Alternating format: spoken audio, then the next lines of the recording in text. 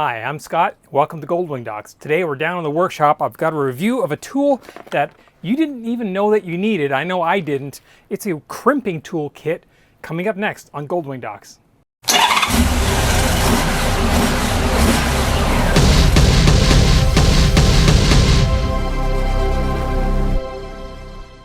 As I've mentioned many times before, I get a lot of requests from usually Chinese manufacturers who see that I have a YouTube channel and sometimes do product reviews, and they want free advertising.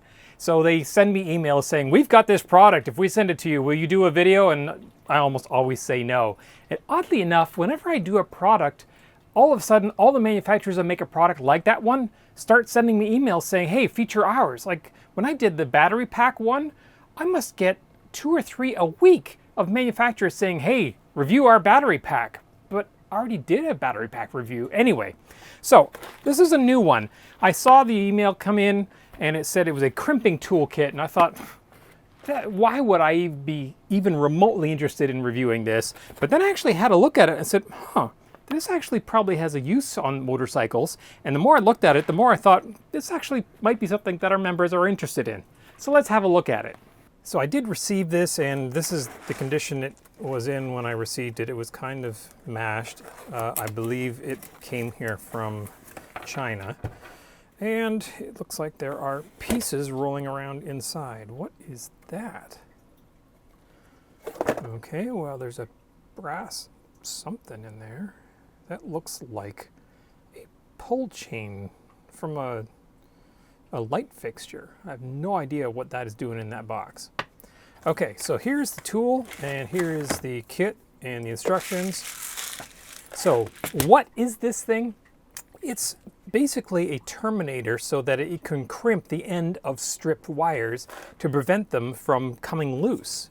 So if we actually open up this box of connectors here,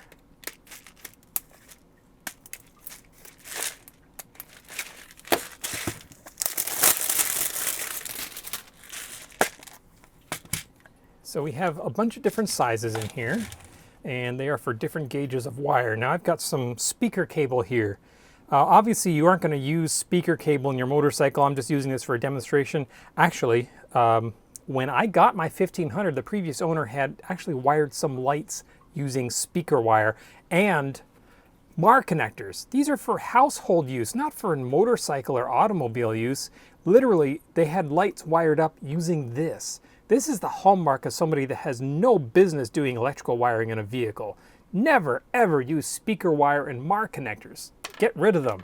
Okay, so let's strip the end of this. I believe this is some 14 gauge wire, so we'll strip off a bit of the end. So there we have a stripped piece of wire, and we'll pull a blue one here, which is 14 gauge. So the idea behind this is when you take this wire here that's been stripped, you have all these strands, and when you put that into a fastener that has a screw, I'm going to use this electrical light switch as a demonstration. Now, obviously you aren't going to use this on a motorcycle, but so let's say we're going to put this wire, this stranded wire, onto this light switch. You could be doing this on a battery terminal or a terminal strip on your bike.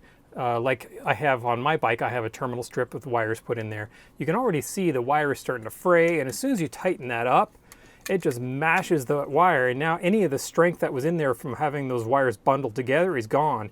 As you can see, it's weak, it's coming loose, only a few wires are still touching. This is a electrical problem, if not a fire, waiting to happen. So what can we do to fix that is use a crimper just like this one. So if we put that wire into the end of the crimper just like that, and now we take this crimp tool,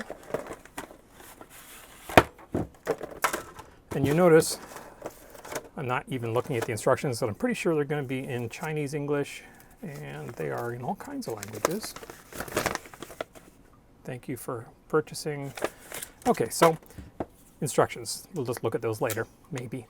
So this crimper actually crimps it into a square, and it's really kind of a unique way it does that. So if you look, it has these 4 dies in here, and as you squeeze it, the 4 dies slide against one another and create a square that crimps in on itself.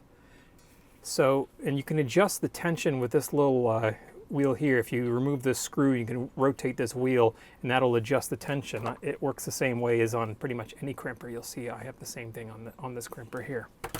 So what we do is we take this terminal, we put it in the crimper like that, and the terminal is round to begin with, so we put the wire in there, and of course you want the length of the wire to be about the length of that metal portion. So you put that in there, and then we put this into the crimper up to the plastic, and then squeeze it shut. And it is ratcheted, so it does give you a mechanical advantage. So we squeeze it, let go, and now, if you look, it's squeezed it into a square, and I have a feeling I have it pushed in a little too far into the crimper because it did not crimp the very end of it. However, you can see this thing is now crimped into a square. The wire inside is in there solidly. You can't pull it out. So it's got a good mechanical connection, a good electrical connection. You could stick that into a terminal strip or a battery terminal or anything you like that. Tighten it down and it's not going to go anywhere. It's not going to come loose. It's not going to ruin the wire by doing that. And you can tighten that good and tight and it's not going anywhere, and you have a solid mechanical and electrical connection. So let's try that one more time with